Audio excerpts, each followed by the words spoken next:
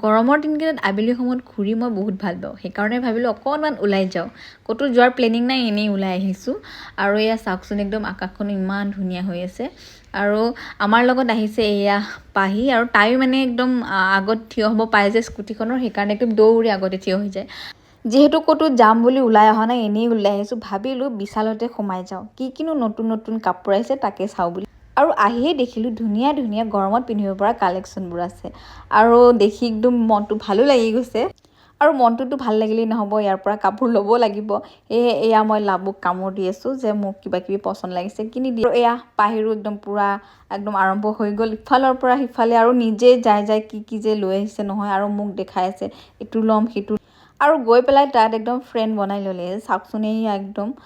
বাচ্চা এটা আছিলে তাৰ লগতে একদম ফ্ৰেণ্ডশ্বিপ কৰি ল'লে আৰু তাক মানে তাই কি কাপোৰ চাইছে সেয়াও দেখাই আছে আৰু আমি কাপোৰ কানি লৈ আৰু কিবা এটা খালোঁ বাহিৰতে এয়া ভিডিঅ' কৰা নহ'লে আৰু ঘৰলৈ উভতি আহিলোঁ আৰু আজিৰ ভিডিঅ'টো ইমানেই আছিলে যদি ভিডিঅ'টো চাই ভাল লাগিলে প্লিজ লাইক এটা কৰি দিব আজিলৈ আহিছোঁ